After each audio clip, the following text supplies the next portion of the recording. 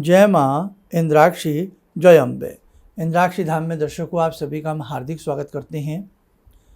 आज के दिन जिन जातकों का जन्म दिवस है, मैरिज एनिवर्सरी, उन सभी को हमारी तरफ से बहुत बहुत शुभकामनाएं। और साथ ही करवा चौथ पर्व की, तीज की, त्यौहार की आप सभी देशवासियों को बहुत बहुत शुभकामनाएं। आज बहुत ही पवित्र दिन है और इस पवित्र दिन में भगवान शिव की भक्ति, गौरा पार्वती की भक्ति, गणेश कार्तिकी जी की भक्ति और भगवान रजनीश चंद्रदेव की भक्ति आज बहुत अच्छी होती है। क्या क्या सारी चीज़ें आज में रहने वाली हैं, सारी बात बताएंगे। और एक भ्रांति भी उत्पन्न हो रही थी भद्रा को लेकर के, हालांकि जिसका छोटा सा सब्जेक्ट हमने कल बना करके आपको दिया है, उसकी गंभीरता को आज फिर हम चर्चा करने वाले हैं। तो आइए पहले आज का हम पंचांग देखें। 20 अक्टूबर सन 2024, दिन रविवार, संवत 2081, कार्तिक का महीना, कृष्ण पक्ष, तिथि चतुर्थी, नक्षत्र कृतिका, राहु काल 4:30 से 6, दिशा सूल पश्चिम दिशा। करक चतुर्थी, करक चतुर्थी को ही हम करवा चौथ कहते हैं और ये व्रत अखंड सौभाग्य का सूचक है, पति पत्नी के बीच का एक मधुर रिश्ते का सूचक है। और वास्तव में चंद्रमा बहुत ही ऐसे देव हैं कि चंद्र दर्शन और चंद्र पूजन से मन में शांति आती है, मन में प्रेम उत्पन्न होता है। तो सुबह सुबह अपना सब अच्छे से पूजा पाठ करके एक तरह से निर्जला ही ये व्रत हो जाता है। और शाम के समय, संध्या के समय, जब चंद्र करीब 7:30 बजे के बाद चंद्रोदय की स्थिति करीब नज़र आ जाती है, तो चंद्र को देख करके एक थाली में थोड़ा चावल, मिष्ठान, घी का दीपक, धूप और जल रखा जाता है और वो चंद्र देवता को जल अर्पण किया जाता है, चंद्र देवता को चावल अर्पण किए जाते हैं, चंद्र देवता को थोड़ा मिष्ठान अर्पण किया जाता है किसी गमले में या कहीं भी ऐसी दिशा में दे में। और चंद्र को धूप दीप दे करके, जैसे हम घर में भगवान को धूप दीप फूल आदि चढ़ाते हैं, ऐसे नवग्रहों में चंद्रमा भी एक ग्रह भी हैं और चंद्र देव भी है। ठीक है, तो चंद्रमा को ऐसे हम धूप दीप दे करके, उनको प्रणाम करके, अर्घ्य दे करके अपने व्रत को, उसी जल को थोड़ा सा बाद में पी भी लेते हैं। बाकी आपकी अपनी अपनी परंपराएं हैं। और फिर अपने घर में जो भी हम सुहाग पिटारी का सामान लाते हैं या जो वस्त्र आदि होते हैं, वो अपनी सासू माँ के पैर छू करके उनका आशीर्वाद ले करके उनको दे दिए जाते हैं।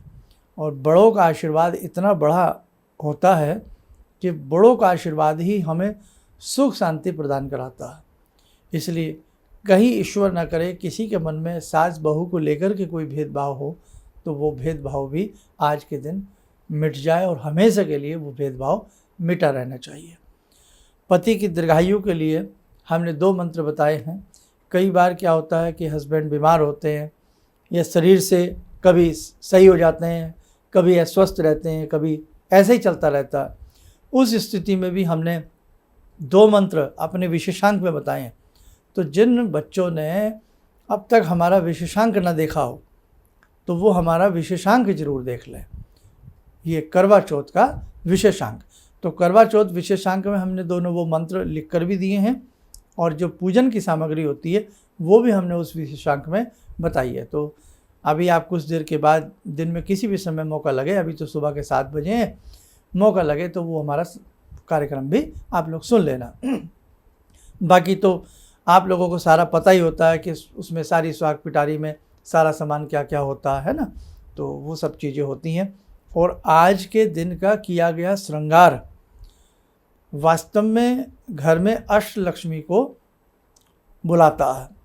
जिस घर में बहुत सलीके से साजो श्रृंगार किया जाता हो, जिस घर में शरीर के साजो श्रृंगार के साथ साथ घर की साफ सफाई, सारी चीज़ों का वेल मेंटेन, बहुत अच्छे से ध्यान रखा जाता हो, तो वहाँ उस घर में लक्ष्मी अपना स्थिर वास बनाती है। जिस शरीर की स्वच्छता का ध्यान न रखा जाता हो और जिस घर की स्वच्छता का ध्यान न रखा जाता हो, वहाँ लक्ष्मी वहाँ से कूच कर जाती हैं, वहाँ से लक्ष्मी चली जाती हैं। अब एक नई भ्रांतियाँ हमारे तीज त्योहारों पर उत्पन्न की जा रही हैं। हम आपको सही बता रहे हैं। अब एक भ्रांति ये उत्पन्न कर दी कि साहब करवा चौथ में भद्रा लग रही है, इसलिए उसमें श्रृंगार उस समय से लेकर के उस समय तक श्रृंगार ना करें। ये बिल्कुल बेकार की बात है बेटा। इस प्रकार के किसी भी अनर्गल बातों में आप न पड़ें।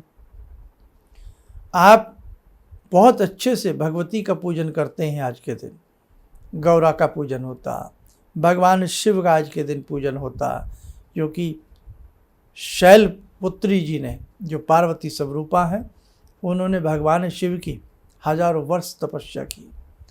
तपस्या करने के उपरांत भगवान शिव की उन्हें प्राप्ति हुई, अर्थात उनसे उनका विवाह हुआ। इसीलिए शिव पार्वती का आज के दिन पूजन किया जाता है कि जैसे उन्हें अखंड सौभाग्य की प्राप्ति हुई, वैसे ही हे गौरी, हे जगदम्बा, आपकी कृपा से हमें भी अखंड सौभाग्य की प्राप्ति हो। विघ्न विनाशक भगवान श्री गणपति की पूजा की जाती है कि हे गणपति, आपकी कृपा से किसी भी प्रकार का कोई विघ्न मेरे घर में न आए। चंद्र को देख करके कई कुछ परिवारों में कुछ ऐसे तीज त्यौहार आते हैं जहाँ तारों को देख करके भी वो होता है। चंद्र को देख करके पूजा की जाती है, और चंद्र जो हैं वो मन के पर्यायवाची है, यानी कि चंद्र को देखना, मन को सुंदर बनाना, मन में शीतलता का भास होना, मन में शीतलता उत्पन्न होना, घर में प्रेम उत्पन्न होना, घर में भाव उत्पन्न होना। तो चंद्रमा को जो आप ऐसे पंचोपचार पूजन करके, चंद्रमा का पूजन करके फिर इस व्रत का समापन किया जाता है। और भद्रा की क्या बात डाल दी गई, जबरदस्ती या डराने वाला प्रयोग होता है। ध्यान रखना बेटा, भद्रा कोई नई चीज़ नहीं है। भद्रा तो हर दूसरे तीसरे दिन, कभी 2 घंटे 2.5 घंटे, कभी कितने समय के लिए भद्रा रहती है। हर जगह बहुत सारी बातों को समझ कर के भी आगे बढ़ना चाहिए। ये नहीं कि किसी ने भी कह दिया और हम भ्रमित हो गए। आज देख रहे हैं हम सारे तीज त्यौहार 2-2 मना रहे हैं। कोई कह रहा है इतने बज करके इतने मिनट पर, कोई कह रहा है कुछ कह रहा है, कोई कुछ कह रहा है। हर व्यक्ति आज के समय में ज्योतिष बन गया है। आप बुरा मत मानना मेरी बात का। हम लोगों को हर तरह से तोड़ने का प्रयास किया जा रहा है कि साहब अब इन्हें ऐसा डरा दो। आपको पता है कि कौन हमें ये बातें बता देता है? कोई भी बहका करके यूट्यूब पे आ जाए और कोई भी हमें बहका करके निकल जाए और हम उसके बहकावे में आकर के अपने तीज त्यौहार को न मनाएं। तो इसलिए बेटा हमें हर तरह से प्रयास किया जा रहा है। आप समझो इस चाल को कि साहब ये लोग ऐसे ही 4-4 दिनों में अपने तीज त्योहारों को मनाते रहें। आप भद्रा का डर दिखा करके डरा दो, अब ये डर दिखा करके डरा दो, ताकि अपने तीज त्यौहार मनाने से एक अच्छा खासा इंसान डरने लग जाए। ना बेटा, बिल्कुल नहीं। आप इस प्रकार की बेकार की भ्रांतियों में ना पड़ें। इसलिए मैंने जैसे ही मुझे पता लगा कल कि ऐसे भद्रा को लेकर के, महिलाओं के श्रृंगार को लेकर के डराया जा रहा है, तो मैंने तुरंत उस प्रकार कार्यवाही करते हुए उसी समय एक वीडियो आपके लिए बनाई और फिर मैं आज के अंक में आपको बता रहा हूँ। दीपावली के लिए मैं आपको आज ही अलर्ट कर देता हूँ। अब दीपावली की बात चलो मैं पहले कर लेता हूँ, फिर एक छोटी सी बात बताऊँगा। दीपावली ध्यान रखना, बड़ी दीपावली 1 नवंबर की है। आपको बहुत भ्रमित किया जाएगा, जोर प्रयास लगाए जाएंगे, ऐसा है वैसा है, अमावस्या रात को आ रही है, सुबह को जा रही है। बेटा ध्यान रखना, 1 नवंबर की दीपावली है। पूरे तर्कों के साथ आपके लिए एक अंक बनाने वाला हूँ। ऐसे ही शरद पूर्णिमा में भी 16 तारीख का भ्रम किया गया, आपने देखा होगा, है ना, जो हमसे संस्थान से जुड़े हुए हैं। अब उनसे कोई पूछे सत्यनारायण का व्रत कब आप रखेंगे? सत्यनारायण की कथा, सत्यनारायण का व्रत सबने किया 17 तारीख को, और 16 तारीख की रात को साहब 9 बजे उन्होंने देख लिया कि 9 बजे जो है पूर्णिमा लग रही है। अरे 9 बजे रात को पूर्णिमा लग रही है, सारा दिन निकल गया पूर्णिमा, सारे दिन पूर्णिमा नहीं थी, संध्या के समय पूर्णिमा नहीं थी, सत्यनारायण की कथा के समय पूर्णिमा नहीं थी, पूर्णिमा लगी रात को 9 बजे जा करके, और डरा धमका करके। तो इसलिए बेटे ध्यान रखना, आप सुनिए सबकी, लेकिन थोड़ा सा अपना मानसिक विचार भी आप लोग तीज त्योहार मनाते समय जरूर किया करें। इसलिए बेटे आज भद्रा को लेकर के बिल्कुल आपको नहीं डरना है। अच्छे से सजिए, अच्छे से संवरिए, अच्छे से अपने भगवान को पूजिए, अच्छे से अपने तीज को, पर्व को, व्रत को मनाइएगा, अच्छे से अपने घर वालों के साथ अच्छे से रहिएगा, प्रेम पूर्वक अपने तीज त्यौहार को मनाएं। आप किसी भ्रम में, किसी भ्रांति का बेटा शिकार ना हो। और बाकी जो लोग आज ही हमारा कार्यक्रम देख रहे हैं उनसे मैं इतना ही कहूँगा कि आज तो मैं इसमें आपको बहुत सारी बातें नहीं बता सका हूँ, तो आप उसके लिए हमारा करवा चौथ विशेषांग देख लें, उसमें आपको सारा पता लग जाएगा। और हाँ, 9 ग्रहों में मंगल बहुत बड़े ग्रह होते हैं, मंगल कल से बदल रहे हैं। करीब करीब 3 महीने के लिए मंगल राशि बदल करके मंगल मिथुन राशि से निकल करके नीच राशि किस में आ रहे हैं? कर्क राशि में आ रहे हैं। तो ध्यान रखना, कर्क राशि में मंगल आ रहे हैं, कर्क राशि के मंगल कमज़ोर हो जाते हैं, उसके हमें कुछ विशेष उपाय कर लेने चाहिए। तो कल सुबह का वो कार्यक्रम हम देने वाले हैं, उसको सुनना और जानना ना भूलें। बाकी दीपावली, धनतेरस, सारे कार्यक्रम आपको बहुत अच्छे से समझाएंगे। और दीपावली का जो 5 दिवसीय पर्व है वो इस बार बहुत सुंदर तरीके से है, कोई तिथि आगे पीछे नहीं हो रही है, आप अच्छे से अभी से जान लीजिएगा। चलिए, समय और चला आज की ध्यान साधना का जुड़ते हैं भगवती गौरा, भगवती जगदम्बा से। हे जगदम्बा, जगत जननी, आप हम सबका कल्याण करें। ॐ सिन्दूरारुणविग्रहां त्रिनयनां माणिक्यमूलस्फुरात् स्तारानायकशेखरं स्मितमुखी भापेन वक्षोरुवां पाणिभ्यामलपूर्णरत्नचषकां रत्नोत्परां बिभ्रति सौम्यां रत्नगटस्थरक्तचरणां ध्यायेत्पराम् अम्बिकां खड्गं चक्रगदेषु चापपरिगान् शूलम्बुशोण्डिं शिरा शङ्खं संदधतीं करे स्त्रीनयनां सर्वाङ्गभूषावृतां नीलासमद्युतिमास्य पाददशकां सेवे महाकालिकां यामास्तो स्वपितैहरो कमलजो हन्तुं मधुं कैटवं विद्युद्दामसमप्रभां मृगपते स्कन्दस्थितां भीषणां कन्या विहकरवालखेटविलसा धस्ताविरासेवितां हस्तैश्चक्रगदाशिखेटविशिखां चापं गुणं तर्जनीं विप्राणामलिलात्मिकां शशिधरां दुर्गां त्रिनेत्रां भजे। कवच बना लें, ध्यान करें, भगवती जगत जननी का शुभ आशीष हम सबके ऊपर बरस रहा है।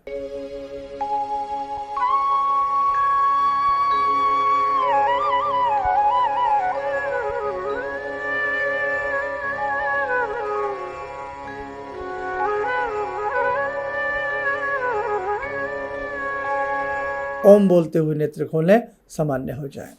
और बाकी देखो, 31 दिन की साधना जगदम्बा की कृपा से चल रही है ना, बहुत अच्छी। और बहुत लोग अभी भी डरे हुए हैं, और जिनकी साधना 1-2 दिन की छूट गई हो, वो साधना एक दिन बढ़ा करके भी कर सकते हैं। नहीं तो जैसे सुबह भी कर ली, शाम को भी कर लो, तो उनका छूटा हुआ जो कर्म है वो पूर्ण हो जाएगा। यानी कि भगवती के जो नाम लेने थे वो हमें 31 बार लेने हैं, यानी कि 31 दिन लेने हैं, 1008 नाम। तो यदि आप शाम को एक्स्ट्रा पढ़ लोगे 1008 नाम, तो आपका जो छूटा है उसकी भरपाई हो जाएगी। और हमने अभी 2-3 दिन पहले एक वीडियो फिर बनाई आपकी सुविधा के लिए कि वो 1008 नाम और अच्छे प्रकार से आप कैसे ले सकते हैं। तो जिन्होंने वो वीडियो ना देखी हो वो भी देख लो। और जो नए साधक हैं, ध्यान रखना है कि 31 दिन की साधना संस्थान की तरफ से कराई जा रही है। आप भी आने वाले समय में इस प्रकार की दैवीय साधनों से जो आपके कष्टों को दूर कर सकें, आप भी जुड़ सकते हैं। चलिए, आप सब लोग स्वस्थ रहें, सुखी रहें। इन्हीं शुभकामनाओं के साथ हम अपनी वाणी को विराम देते हैं। जय जय अम्बे। भगवान से जुड़ो, और भगवान को से जुड़ने का जरिया आपने बताया, बहुत अच्छा लगा, बहुत धन्यवाद। और सनातन धर्म को जिंदा रखने के लिए आप जो प्रयास कर रहे हैं बहुत सराहनीय है। हम लोग को मौका मिला है, हम लोग भाग्यशाली हैं जो आपके करीब आने का हम लोग को मौका मिला है। किसी भी समस्या के समाधान के लिए मिले प्रसिद्ध हस्तरेखा एवं वास्तु विशेषज्ञ प्रोफेसर धर्मेंद्र शर्मा जी से। नोट: शिविर में भाग लेने हेतु एवं व्यक्तिगत रूप से मिलने के लिए कॉल करने का समय सुबह 10 बजे से शाम 6 बजे तक। हमारे विभिन्न ज्ञानवर्धक कार्यक्रम देखने के लिए आप हमें अभी सब्सक्राइब करें, बेल आइकन को प्रेस करें ताकि आप देख सकें हमारा कार्यक्रम सबसे पहले। और अधिक जानकारी के लिए फेसबुक पेज को लाइक करना न भूलें।